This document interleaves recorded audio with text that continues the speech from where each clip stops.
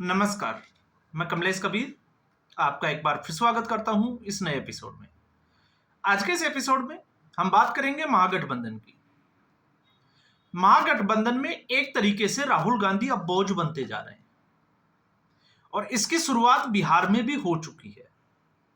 और बिहार से पहले अगर हम बात करते हैं तो आप देखिए, इंडिया अलायंस जब बना तो जिस तरीके से नीतीश कुमार सबसे पहले साइड हुए, जिन्होंने इस गठबंधन को बनाने के लिए मशक्कत की, और उसके बाद राहुल गांधी के खिलाफ बगावती तेवर देखे गए ममता बनर्जी के रूप में।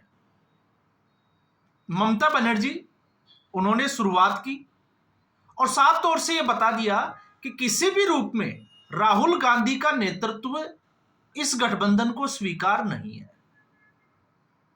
और कांग्रेस पार्टी के पास उस वक्त कोई चारा नहीं था। क्यों? क्योंकि राहुल गांधी और उसकी कंपनी 2014 और 2019 में जिस तरीके की हार का उनको सामना करना पड़ा, 44 और फिर उसके बाद में 52 सीटें, जो कांग्रेस पार्टी के इतिहास की सबसे न्यूनतम सीटों की तरफ इशारा करती है। तो राहुल गांधी एक तरीके से क्षेत्रीय दलों के सहारे अपनी कांग्रेस पार्टी को वापस से खड़ा करने की जिद्दोजहद में लगे हुए थे।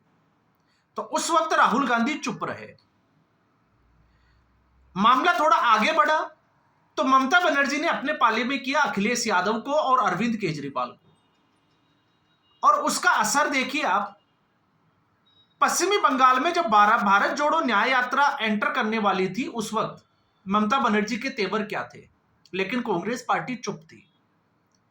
ममता बनर्जी ने कांग्रेस पार्टी को सिर्फ 2 सीटें देने के लिए जो है वो बोला, और उसमें भी कांग्रेस पार्टी की हाईकमान के द्वारा कोई स्टेटमेंट नहीं दिया गया। अधीर रंजन अपनी लड़ाई लड़ते रहे, लेकिन अधीर रंजन चौधरी को साइड में कर दिया गया। उसके बाद में दिल्ली का विधानसभा चुनाव। दिल्ली के विधानसभा चुनाव में जिस तरीके से, क्योंकि कांग्रेस पार्टी जिस रथ पर सवार थी, कांग्रेस पार्टी ने लोकसभा चुनाव में अपनी सीटें 99 कर ली क्षेत्रीय दलों के सहारे। और आप देखिएगा, स्ट्राइक रेट भी क्षेत्रीय दलों की वजह से ही उनका बढ़ा, लेकिन कांग्रेस पार्टी को अब लगा कि वो वापस से उठ खड़े हुए, तो आम आदमी पार्टी के साथ हरियाणा में गठबंधन नहीं हुआ।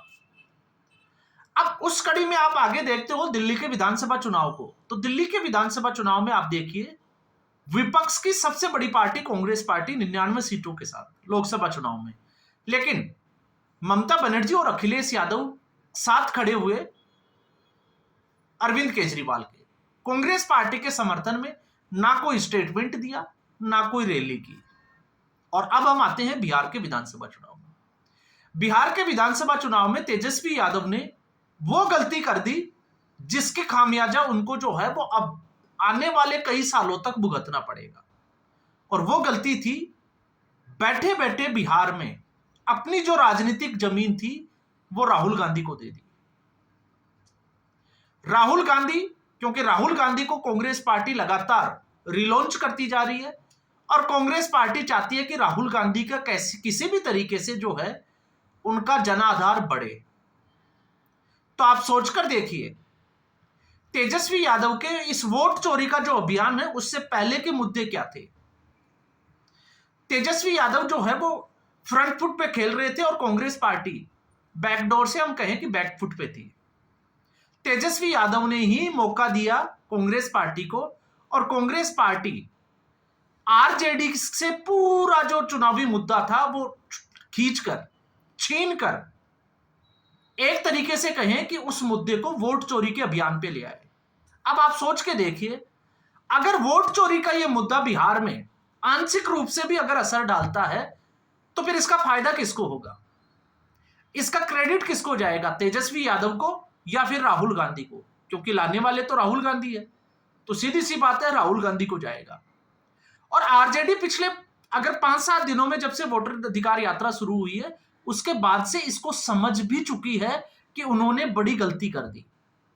और उसका परिणाम क्या है, उसकी शुरुआत कैसे है, ऐसी कुछ चीजें हैं जो मीडिया में आ नहीं पा रही या दिखाई नहीं जा रही। दूसरा, इसमें एक और इस पूरी वोटर अधिकार यात्रा में जो चीजें सामने निकल कर आई वो थी कि राहुल गांधी जिस भाषा का इस्तेमाल कर रहे हैं उस भाषा में वो आजकल आपको पता होगा मीडिया के कुछ लोगों को भी धमकियां लगा रहे हैं।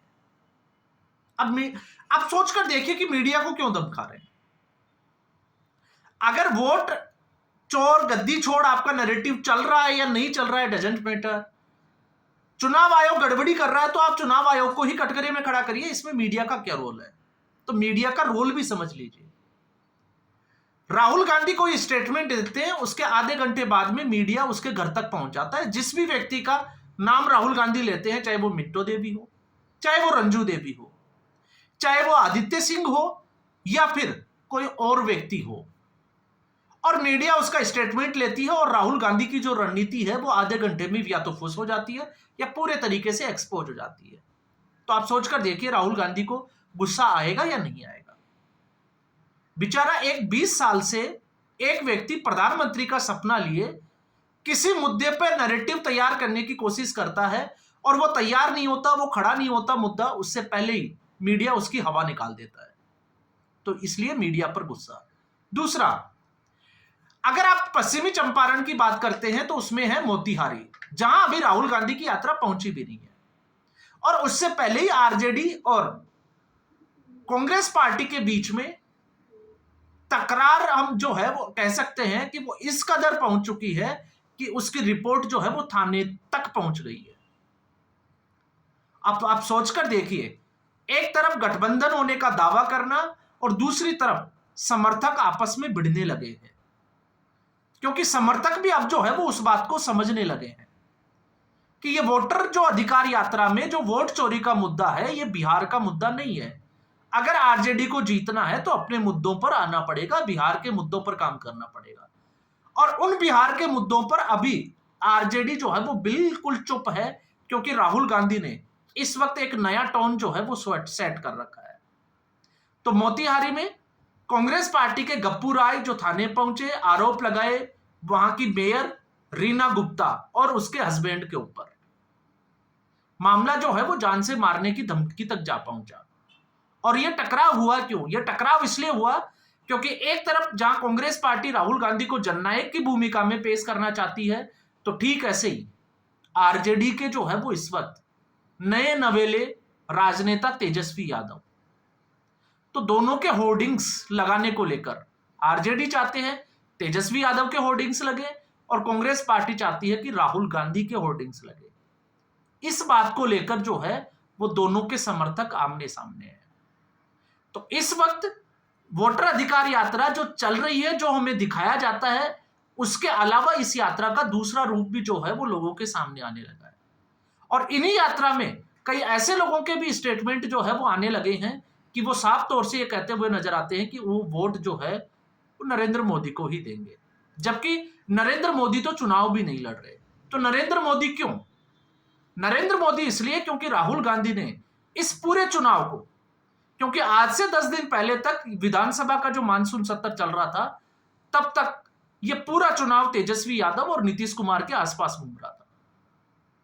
दोनों पार्टियां एक दूसरे के ऊपर हमलावर थी और गठबंधन के साथी भी जो है वो उसी रेस में लगे हुए थे। लेकिन इस वोट चोरी के अभियान ने जो है वो तेजस्वी यादव से उसकी जमीन छीनी, और अब जो नैरेटिव सेट हुआ है वो है नरेंद्र मोदी, क्योंकि अब हर रैली में, हर मंच से सिर्फ नरेंद्र मोदी को गाली दी जाती है। तो नीतीश कुमार को गठबंधन भूल चुका है। और दूसरी तरफ जब वोट चोरी के अभियान की बात की जाती है तो फिर कांग्रेस पार्टी खुद कटघरे में खड़ा हो जाती है।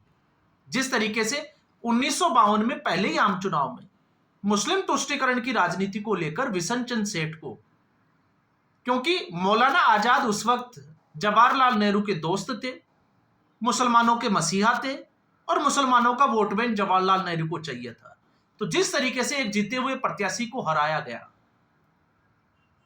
आपको पता ही होगा।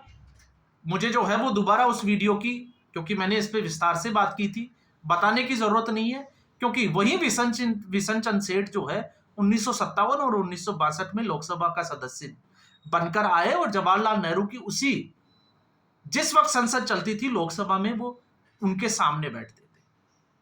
और फिर उसके बाद में लालू के राज में क्या हुआ? जंगल राज, तो जंगल राज की जो यादें थी वो राहुल गांधी ने एक बार फिर जो है वो बिहार में ताजा कर दी, जिससे आरजेडी बचना चाहती थी। और मुझे लगता है कि आरजेडी को इन मुद्दों से बचना भी चाहिए था, लेकिन आरजेडी ने गलती की। और अब अगर आरजेडी ने गलती की है तो आप देखिएगा सीटों के बंटवारे की जब बात होगी तो दोनों पार्टियों में किस तरीके का घमासान मचेगा, क्योंकि अब स्थिति वो नहीं रहने वाली। और आज अगर हम बात करें तो जिस तरीके से कल प्रधानमंत्री नरेंद्र मोदी के बारे में अपशब्द बोले गए, उसके बाद से जो है वो हालात इस गठबंधन में और ज्यादा बिगड़ने वाले हैं। क्योंकि कई बड़े नेता, कांग्रेस पार्टी के बड़े नेता समझे या नहीं समझे, लेकिन आरजेडी के बड़े नेता जो है वो इसको जरूर समझ पा रहे हैं कि जब जब इस तरीके की स्थिति बनी है तब तब भारतीय जनता पार्टी को उसका एक एडवांटेज मिला है। और आरजेडी ने तो एक थाली में परोस कर जो है वो राहुल गांधी के भरोसे ये सारा खेल जो है वो नरेंद्र मोदी की झोली में डाल दिया। तो आज के एपिसोड में बस इतना ही। उम्मीद करूंगा वीडियो एपिसोड आपको पसंद आया होगा। वीडियो को लाइक करें, शेयर करें, चैनल जरूर सब्सक्राइब करें। धन्यवाद।